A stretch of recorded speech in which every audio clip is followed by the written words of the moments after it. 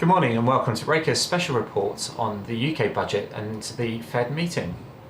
So the first question being, do you think that George Osborne has gone far enough to give the Conservatives a fighting chance to win the next general election? That's a good question, Andrew. I'd have to say, I think if you had a decision before the budget that you're going to vote Tory, you haven't changed your mind. If you thought you were going to vote Labour, you haven't changed your mind. And any of the parties, you're pretty much stuck where you are. So I don't think he moved the needle with his budget. Absolutely. And in terms of the actual improvement in the UK economy, how much do you think is actually down to his austerity measures and how much is really down to the impact of the quantitative easing programme that the Bank of England's been undertaking? That's a really tough question to answer because, the net result is the UK economy has done better than any of the other European economies. And it's basically neck and neck with the US in a lot of different metrics. But I think we would say that the UK economy has done well despite the austerity measures, and that may be charitable. I don't know, David? I think we're being compared against obviously quite low bases in our European peers, but nonetheless, as I say, if you look at the hard facts, the economy's done very well over the last government. George Osborne also reiterated his 2% inflation target. How much of a chance do you think we have actually got of getting to 2% during the next fiscal year? And do you think we'll actually see a rate rise in the UK? Yeah, that's a really good question. I would say that chances are that we won't see 2%. And in fact, we may actually be treading backwards on inflation.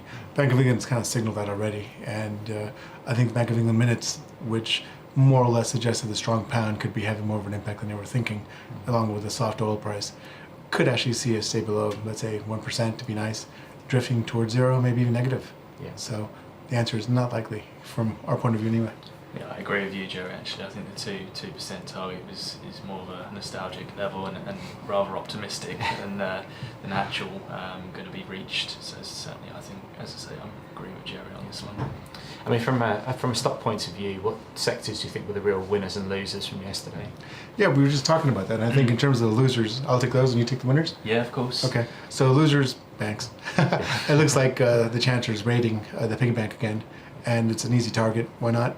And I think the bank shares may just be looking at this go, okay, thank you very much again.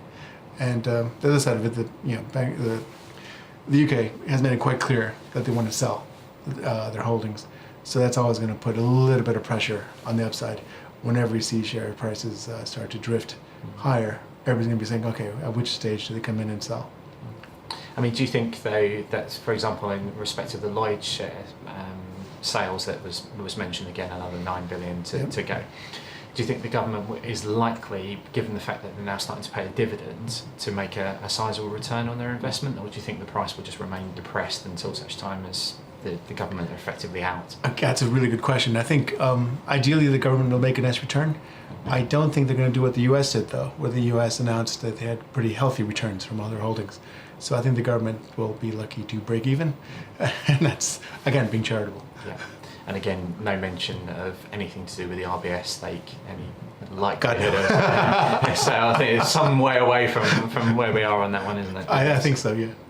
Winners, though, we all mentioned beforehand, weren't we, about the consumer discretionary companies, so the likes of Diageo, the Scotch whisky makers, etc., the beer, obviously the 1 penny off the pint. True. So yeah, certainly Sam Miller, Diageo, potential winners from the budget. Also, house builders, again, we mentioned it over the last autumn budget. I think that kind of still holds strong.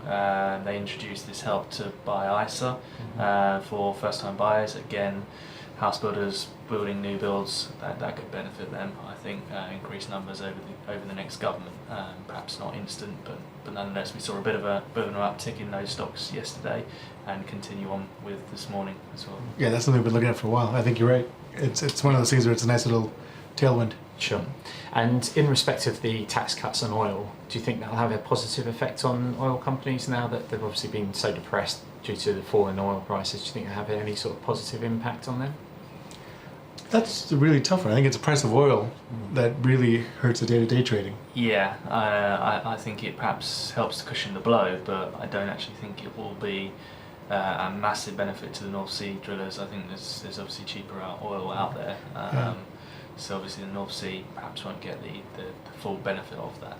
But I think in all the studies we've done, it's always the price of oil that's one of the big determining factors that we've been talking about. Yeah. And more importantly, I think, again, from a North Sea perspective, clarity on tax issues is still lacking, is the nice way to put it, because they keep doing things. Yeah. And if you're a producer, anybody who runs their own business, anybody who's involved in business would know, as long as you have forward forecasts and as long as you have clarity, life is pretty okay. You can work around things. But if they keep changing the pitch as you're playing football, all of a sudden you have a 45-degree pitch going against you, or 45 degrees go again, your way. The only real moan you have is why are you still changing things? You just make it a simple rate and keep it that way for more than 1 year. Sure. And I think as a final point on the budget, something that may have gone a little bit unnoticed was obviously the changes in the flexibility of ISAs, in once again with George Osborne looking to increase the scope of investments that people can utilise within their schemes. And I think the SME focus is probably something that did go unnoticed. I mean, from your perspective in terms of kind of AIM investments and BPR relief and saving inheritance tax, do you think that these measures that George Osborne has announced yesterday, which, okay, we haven't had full clarification on what they're going to be, do you think that will actually increase and give you more investment opportunities within your ISA and your future tax planning? Absolutely. Hopefully this is a long-running theme over the next government as well, that what can actually go into tax-efficient wrappers will increase and the scope will widen. So there could be the scope for peer-to-peer lending in the future, who knows, but as I say, hopefully further detail will come out on that. With regards to AIM and BPR and encouragement in SME enterprises, then yeah, as I say, I think it's encouraging. And there's some great, obviously, stocks on the AIM markets that do qualify for business property relief already. We've certainly seen a bit of an uptick in the FTSE AIM all share at the moment, and that, as I say, provides a nice little tailwind for that index. Yeah, I think David hit the nail on the head. Basically, it's one of those things, anything that helps either deepen or broaden the market and bring in more investors and give them a reason to actually take that risk, because it is riskier, then it's just a good thing. Yeah, absolutely. I think again, I mean, I just wonder whether or not he will actually take that one step further and say, for real enterprise investment, real startup companies, whether or not they'll encourage them to list, get advantage of the fact that they're getting stock exchange funding from investors, and then qualifying for all the additional benefits around that area. So I think it's interesting times, and we'll have to wait and see what transpires by the autumn statement. We should get further clarification. Yeah, that's a very good point. Moving on to the Fed, do you think that the US economy still offers the best opportunity for sustained growth over the coming period? That's a really good question. How about I handle the Fed, you handle the best investment ideas? So do. That's easy, right? Yep. In terms of the Fed, it was a game of two halves. On one hand, she removed the word patient, and all the tea leaf readers and all these economists hired to basically parse through the Fed's statement were going nuts, going, what has she said? It doesn't matter. What she said was, yeah, we got rid of the word patient. That doesn't mean we're going to raise rates anytime soon. And she made it very, very clear that they're going to do their best to be data dependent, and by lowering their GDP sort of numbers, by lowering the natural rate of unemployment, where they think it could be 5.2 to 5% before it gets really tight in terms of the unemployment rate. That's taken as dovish. So on one hand, you had take away patient, they're hawkish. Put in all these different things, they're dovish. So you saw a huge market reaction yesterday in the dollar, stocks, and bonds. The way we're looking at it, they're data dependent. You had a soft patch in Q1. If the data picks up, and that's broad economic data, retail sales, durable goods, housing starts, if that picks up in Q2, when we don't have the bad weather anymore, hopefully, then you should see the Fed start to think, okay, maybe we can raise rates.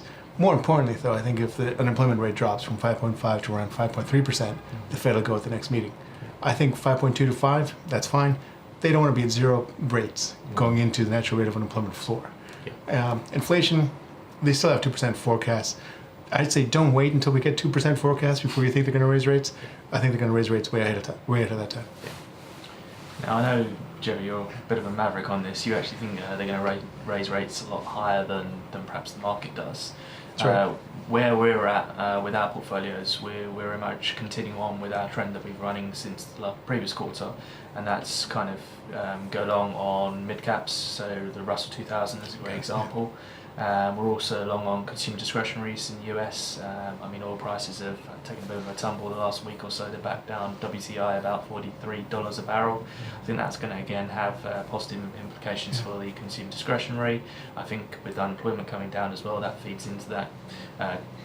Boosts obviously consumer spending, etc. So I think we're going to continue on with that theme, and obviously being sterling based, again we'll get a nice little benefit from the dollar obviously strengthen as well if they do raise rates as you predict before most other developed economies. So you mentioned there about the fact that they shouldn't wait for the 2% targets, which was something that was mentioned in the minutes. Do you think that sort of looking at the wider picture and how important the US economy generally is to global markets, do you think that they actually do pay any attention to how the impact of the dollar and US debt would have on the emerging market economies? Yeah, it's a really good question, Andrew. I think it's one of the things that the Fed struggles to convey to the markets is that they care. Obviously they care. They can't do anything about it. They can't do anything about Russian companies, Brazilian companies, Turkish companies taking on dollar debt. They can't do anything about people using a dollar as a medium of exchange, and they can't really do much, in their view, to affect the value of the dollar against other currencies if the US economy is doing well and other economies aren't doing well. For the Fed, who, as Greenspan always said, we have no idea how the FX market works. They're going to look at this and go, well, that seems to make sense for once. Strong economy, strong currency, weak economy, weak currency. I think the Fed's going to look at everybody else and say, look, guys, we've already told you we're going to be raising rates. Don't be surprised when we do raise rates. So thanks very much to my colleagues here, Gerry Celaya and David Michael, for helping us out on this broadcast, and thanks very much for watching.